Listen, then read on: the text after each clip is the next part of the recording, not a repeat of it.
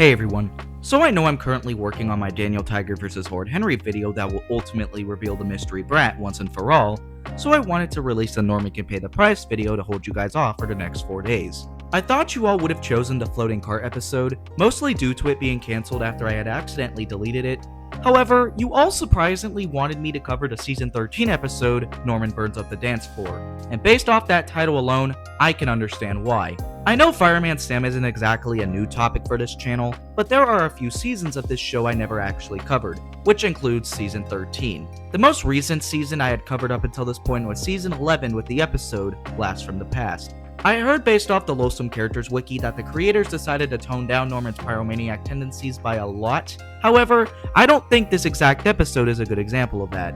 In my opinion, I think this episode shows Norman at his absolute dumbest, as rather than explain to Mrs. Chen to hold her daughter back until after his intro, he decides to hide from her and set off a smoke machine, which only ends up making things even worse than they were.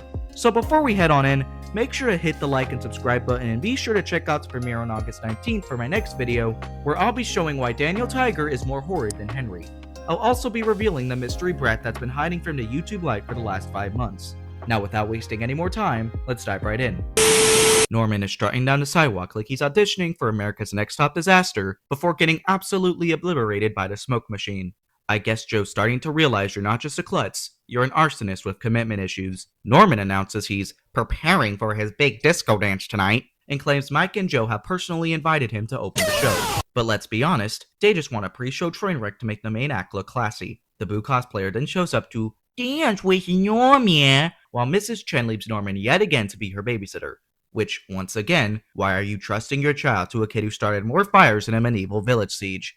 Well, disco boy, looks like you've got yourself a dance partner. I think we should have a talk on what's acceptable and what the word consent means. Cause that's just mentally wrong for a 3-year-old to want to be around a flamed hair arsonist. And who knows what he'll try to do to her off camera.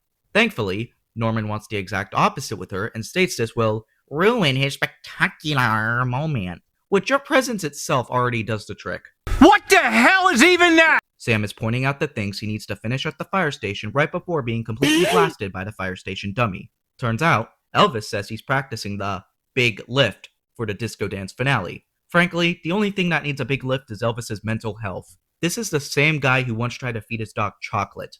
Need I say more? Norman wants absolutely nothing to do with Lily, so he decides to hide behind some boxes. He whispers to Joe not to tell anyone where he is. So naturally, Joe tells everyone where he's at. Don't worry, Norman, I won't tell Lily you're hiding under the decks.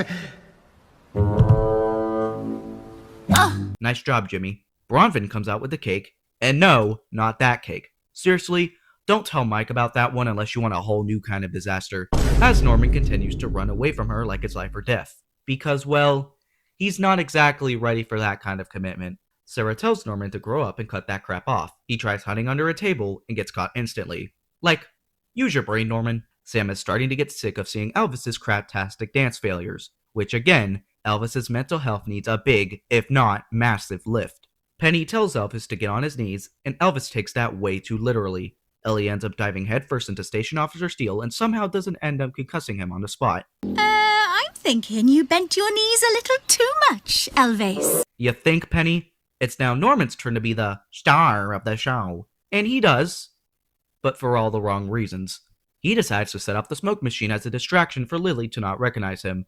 But it ends up blinding everyone and putting the whole fish cafe on fire, ultimately delaying Bronvin's plans of baiting Mike with her distraction and questionable disco pants. Norman's plan didn't even matter at all, as Lily still managed to find him, meaning all of this was caused for nothing but your instincts acting up. You really need to get a grip on those, right alongside your pyromaniac tendencies. Oh no! Better call the fire and rescue team! I'm sorry, Mike, but what in the blue hell is that face?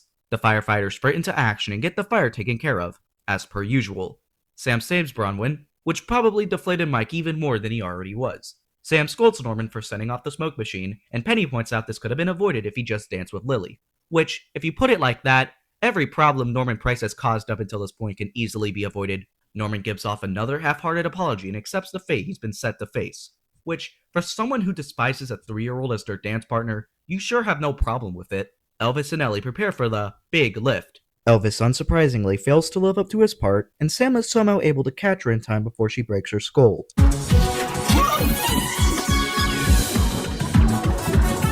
Uh-oh, I see where this is going. Lily ends up tackling Norman to the ground and decides to eat the cake all over his face. Gross.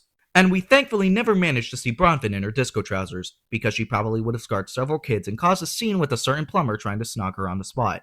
Let's summarize. Norman tried to make the entire disco dance revolve around him and him only. Instead of asking Lily to dance with him after his intro, he tried to avoid her at all costs and even went as far as to setting off the smoke machine, which did the complete opposite to stop her finding him in the process. He got everyone blinded by the smoke, which caused a fire in the cafe that could have easily killed Bronfyn. And even though Sam did scold him for what he did, he never turned Norman in for his actions, which proves to everyone that the only place where you won't be arrested for committing arson is Pontypanny. So, Mrs. Chen can pay the price for leaving her daughter by herself yet again with Norman. Elvis can pay the price for failing to do the simplest of tasks that nearly concussed Ellie. Lily Chen can pay the price for making her primary goal to stalk Norman whenever she had the chance to. And of course, for setting off the smoke machine, setting the whole fish cafe on fire, and nearly killing Bronfyn, Norman can pay the price! Thanks for watching, everyone. Let me know in the comments what other Fireman Sam episodes you want me to cover next. Also, let me know if you'd like to see any spin-offs to Norman Can Pay the Price with other characters, like James and Sarah, or Mrs. Chen. Anyway, thank you all for watching, and I'll see you all next time. Peace.